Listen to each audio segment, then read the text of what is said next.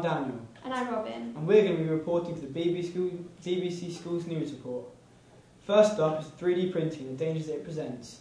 Then we're going to be discussing the threat that Attleborough local shops have from chain supermarkets. And then we're going to talk about tackling the smartphone addictions that young children are being presented with today. Followed by the scandal that is horse meat.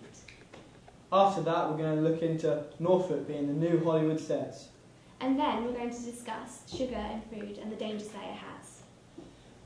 Then we're also going to tackle the growing problem that students face trying to get into university. And finally, we're going to be discussing the Pope and the new Archbishop of Canterbury.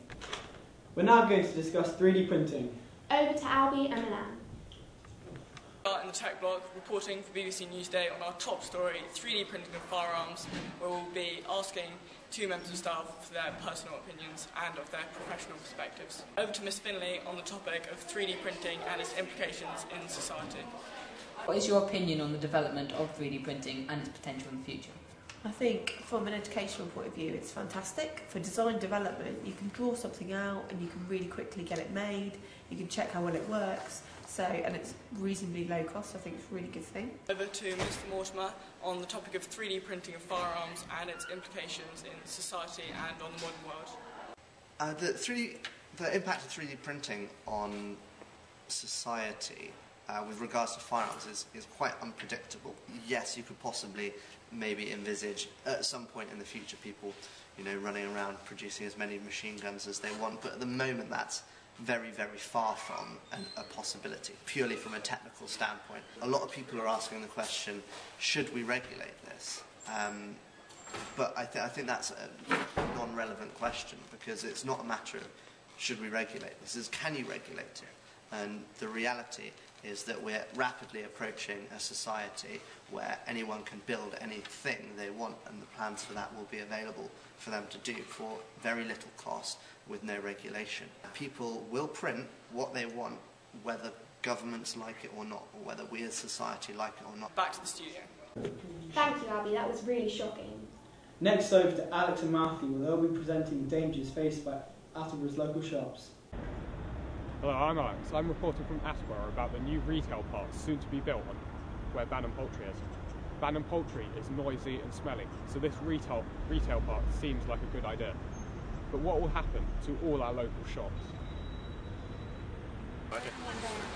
Do you think that having another major supermarket in Attleborough will damage the business of all the small shops we've got here at the moment? I'm sure it will, yes, because we have Sainsbury's, don't we, so I don't think you need another one. What are your opinions on the new supermarket if it does get built? I think another supermarket in Attleborough, I think it's a good one because it allows the community and the society in Attleborough to kind of fluctuate, and obviously it gives the people living in Attleborough a bit of a choice as well, obviously other retailers and things like that. I think it creates a bit of a boom as well, so people are going to come from maybe further away to visit the town. Do you think that the other big shops in Attleborough, like Lidl's and Sainsbury's, would get more competitive? Yeah, and I think it's a good thing. I think, particularly shops like Lidl's, it offers something a bit different. And I think with Sainsbury's as well, it's a bit of a default option at the moment, where it's kind of like you need your groceries, and that's kind of where you're going to go. Of many of the people we interviewed, most of them thought that building a new supermarket would be a great idea.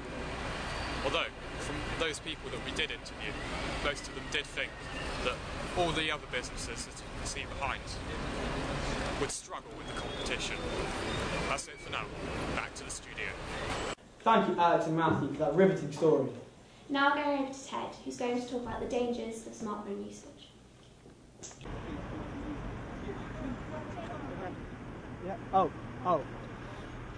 I'm Daniel. I'm Ted. I'm Hugo. And today we're going to be reporting on mobile phones. A daily household item that everyone uses, but no one knows the real danger of them. People walking around, causing liability when they're not looking, people spending money, and people not really communicating. We're going to explore this some more. So this shop being like got people texting, not really paying attention. Yeah, quite a lot actually. Yeah, we get quite a lot in here texting as well. Yeah, lack of concentration. Have you ever seen anyone just sitting in their car texting or texting at a junction? Yeah, quite often we see drivers going past texting on while they're actually driving. Yeah. Do you think that's it's like really dangerous. Yes. Especially like as there's people not paying attention on the pavement and on the road. Yeah, it's liability. So, how many people do you see walking around on their phones? Oh, far too many. They're not paying attention. They are just a liability. Definitely, you'd never catch me texting while I was driving. I think it's a really serious criminal offence. Also, how they're not paying attention to people on the street, knocking into people sometimes. Yeah, I saw a little old man get knocked over by someone texting the other day, and I was appalled. Yeah. I've had some concerns from some friends of mine with young children that they've used their credit card to actually download sort of game apps, and the parents had no control of it. This is Daniel reporting for BBC News on Phones. Back to you, Robin. Thank you for that smart report. Now over to Sasha and Alex doing the horse meat scandal. Hi, I'm Alex from Wymondham College, and we are reporting for the BBC School Report. We are looking into the story of horse meat being in other meat products that are wrongly labelled. We are in Attleborough at the moment, in Norfolk, interviewing members of the public for their opinion on this story. Has your trade been affected since the horse meat scandal has hit the news? It's definitely got better. People are making their own stuff now instead of buying stuff from the supermarkets. It hasn't done any harm at all. Have you seen any increase in sales since the horse meat scandal has hit the news? Yes.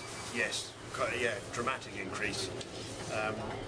As much as a quarter, maybe a third increase on what we would have normally. What do you think of the horse meat being used in other meat products? I think that's really wrong that that's been put in other products without being labelled so that we're not aware of it. But on the continent they eat a lot of horse meat, so it's not entirely bad. It's not good that it's not been labelled up. Okay. How can you be sure that there is no horse meat in the school food? Because we buy all our meat from local suppliers.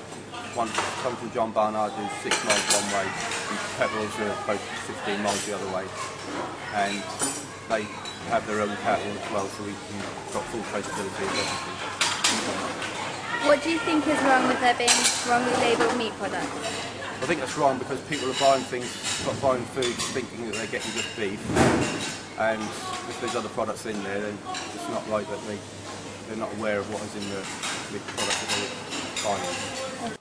Although there is public awareness about the horse meat scandal, local schools have got on top of it and have prevented any school children from having the danger of eating horse meat. This has been Alex and Sasha reporting from the BBC News. Now back to the studio. Thank you, Alex and Sasha. And now we're over to Margaret to see whether Norfolk is the new Hollywood.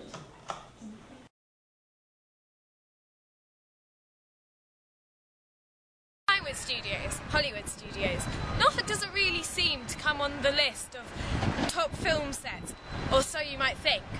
But more and more times, film crews are coming to the county in which we live to film incredibly memorable films. So, lights, camera, action. Let's see what the residents of Attleborough have to say. Do you think Norfolk would make a good location for films, and why? I think so, because of the coastline and the yeah, there are places where it would look good, I think. Right, and do you think that Norfolk should get some more film credits in like TVs and films where it has been filmed? Definitely. Yeah, definitely. Right. And just one last question. Did you know that films like James Bond and Stardust have actually been filmed in Norfolk? No. And do you think that the people of Norfolk should know that films like this have been filmed here? There's not many people know that. Bits of county pride. Yeah. Right, thank you. Could this be the street where the next James Bond car scene is filmed? This bench be where we see our next favourite couple sharing their first kiss? Action. Maybe Central Park has a competitor. Maybe even Wymondham College will become the site of a new blockbuster. This is Martha for Wymondham College. Cut. Thank you, Martha. Now we're going over to the dangers in sugars and food.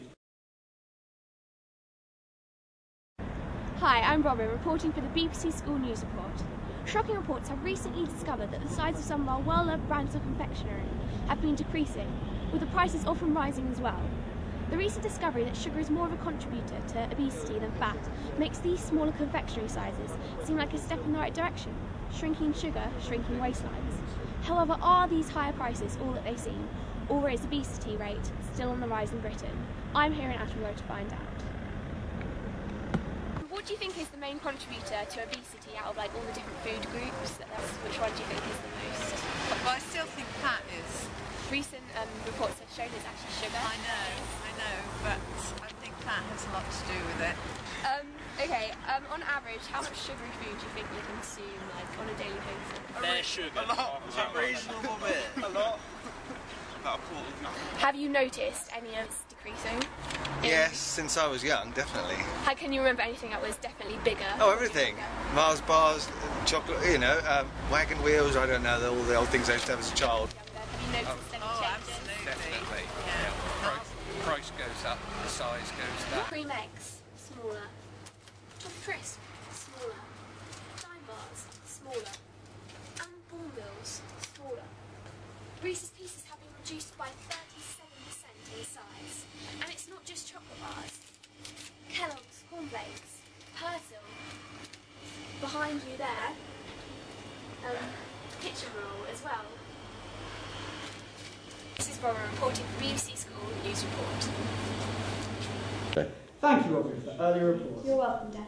And now we're over to Mothers and Benefits. Hi, I'm Sasha from Wymondham College and we're reporting for the BBC School Report. We are looking into a story of mothers having to leave their work to look after the children. We are in Ashlar in Norfolk interviewing members of the public for their opinion on this story. Have you found it hard with the budget you have to deal with your children money-wise? Yeah, it's a big struggle. Yeah, trying to make ends meet. Do you think it is worth working when you have a young child? Yes, if you can, but it's quite difficult to find jobs that you can fit around looking after little ones. Have you stopped working so that you can look after? Yes, I have, yes. Yeah, I stopped about, 3 years ago now. Overall, the mothers have been giving up their jobs when they have children as their bosses can't work around their family life. This has been Alex and Sasha reporting from the BBC News. Now back to the studio. Thank you, Alex and Sasha, for that breaking news story. Over to Lorna, looking at the scramble that university students have to face to get in.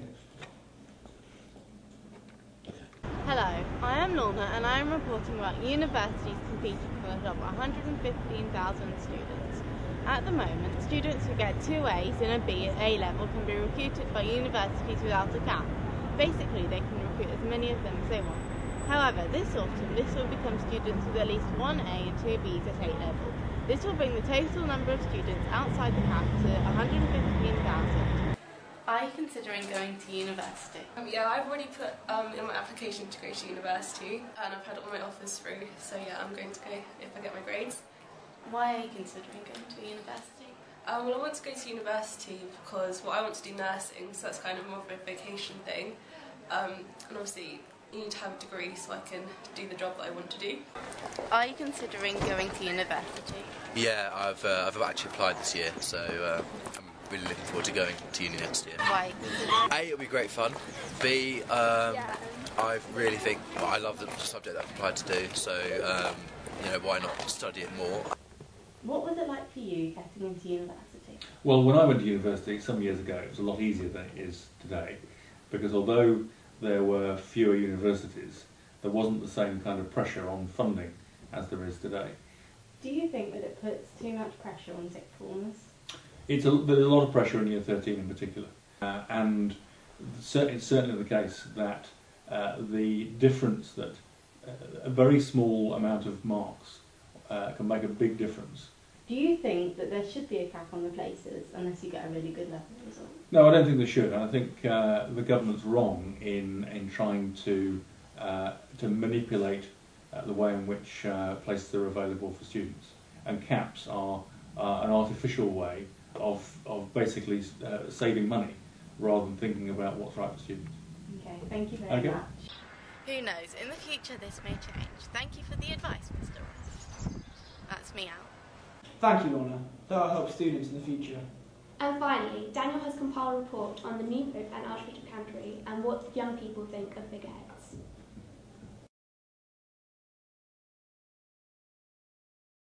With the new Archbishop and Pope recently appointed, we'll be asking members of the public what they feel about their ability to do their job and them as role models.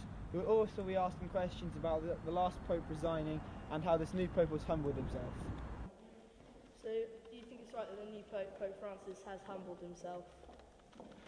I do. I think he's a man who's going to be in charge of about 1 billion Christians around the world, and I think it's good that he's giving an example that is sort of helping the poorest rather than decked in sort of the finest gold fabrics and things. So, with the new Pope and Archbishop elected, do you think they're maybe a bit too old to be role models to thousands and billions of people? Yes, we need to get back to traditional family values and traditional figureheads such as that great Prime Minister, Lord Rosebery. So, who'd be your probably best person to take this job? Well, it wouldn't necessarily be a person. I think it would be an animal.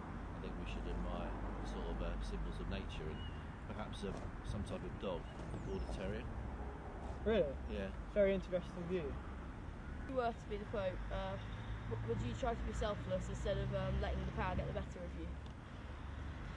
I would try and communicate the best values and set a good example to people. So yes, I would definitely try and be selfless as much as possible. This is Dan, your reporter for BBC News on the Pope. Back to you, Robin. Thank you, Daniel, for your early report. This has been Wymondham College BBC School Report. Thank you. Good night.